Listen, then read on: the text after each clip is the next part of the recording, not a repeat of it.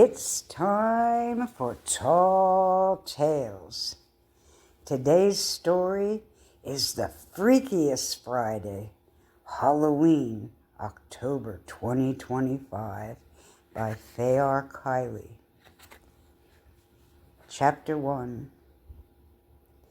It was bedtime at an author's house. She was tucking in her 12-year-old daughter, Nikki, on a chilly October night. "Here's an extra blanket for you, dear one. The north wind is sending her nippy breath our way. You just might need it tonight," her mother said. "Thanks, Mom. Have you started writing your Halloween story for this year?" Nikki asked her. "Not yet. I need some apple cider and some quiet time to get my mind in gear." Just then, Nikki's older brother walked into the room with a football in his hand. His name was Kevin. He was getting ready to watch some Monday night football.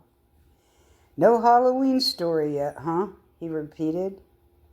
"Well, Dad and I will be watching a game for a few hours. Maybe you can get enough peace to get into your writer's mode. I heard Halloween is on Friday the 13th this year, and it won't happen again for 666 years, he added. Mom started laughing. That would be a freaky Friday. Maybe the freakiest Friday, since Halloween is always on October 31st. "But thanks, son. You at least gave me a title for my Halloween tale, The Freakiest Friday. One freak beyond the latest flick in that series." "Sounds like a start. Go for it," Kevin urged. Big Kevin entered the room. He had just gotten home from work. He gave his wife a kiss on the head. "I picked up subs and goodies for the game. You won't have to cook or wait on us." Janet gave him a big hug. "Thanks. I really do get to relax. Yes, thank you so much. Nikki and I ate and had some apple pie a la mode, so we're good too." The guys walked off to their man cave in the den. Mom went to her cozy spot in the guest room. She had warmed her apple cider. She set it down in the cup holder of the comfy recliner and set herself down to think about what would make it the freakiest Friday. Next thing she knew, it was Halloween night. She saw a couple with their 2 children entering a fast food place that offered trick-or-treat buckets with their kids' meals. But the father scratched his head when he saw Christmas stockings hanging up where little plastic bats and spiders had been hanging at his lunch hour. Mom was shocked too when the kids' meals came with a Santa Claus and a Frosty the Snowman bucket. "What is this, Mom? It's Halloween.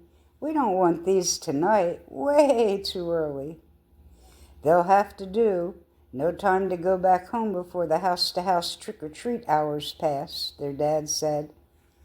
"We just have enough time to eat and hit our block for treats," Mom agreed.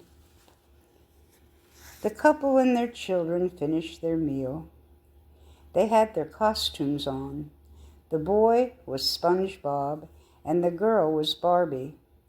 They pressed the doorbell of the first house and were ready to say, "Trick or treat," but instead they were only able to sing, "We wish you a Merry Christmas, we wish you a Merry Christmas, we wish you a Merry Christmas and a Happy New Year."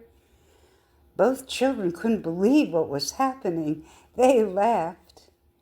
The lady at the door did not seem surprised at all. She handed them both some treats and complimented them on their Grinch and Olaf costumes. "Huh?" they both said together. "Let's get out of here quick." They looked each other over. They still were SpongeBob and Barbie. The girl straightened her pink cowgirl hat, and the boy straightened his SpongeBob tie. He said, "She saw the Grinch and Olaf. The Grinch stole Christmas, but it seems to me some Grinch is trying to steal Halloween." "Let's just try the next house," the girl said. "Okay, but it really is getting freakier at every step of this Halloween night." They were not scared enough to tell their parents, in fear of way less treats. Onward they went. At the next house, they noticed a small decorated Christmas tree on the front porch. On the table, there was a sign, "Take one." They were cute little Debbie Christmas tree cakes. "Not again. This is not going well." They split the whole plate of cakes between themselves and ran to the next house. The next house had Hanukkah candles burning and a bowl of apples for the trick-or-treaters. They left the apples and just went to the next several places.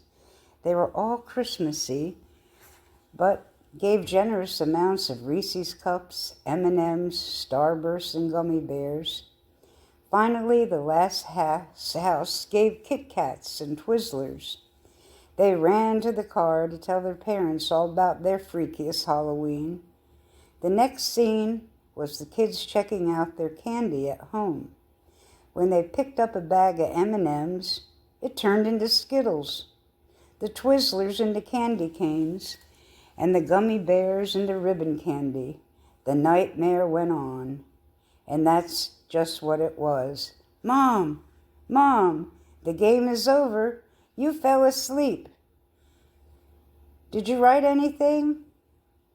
She was a little dazed. "No, I didn't write a thing, but do I have my tale? Happy Halloween, the end."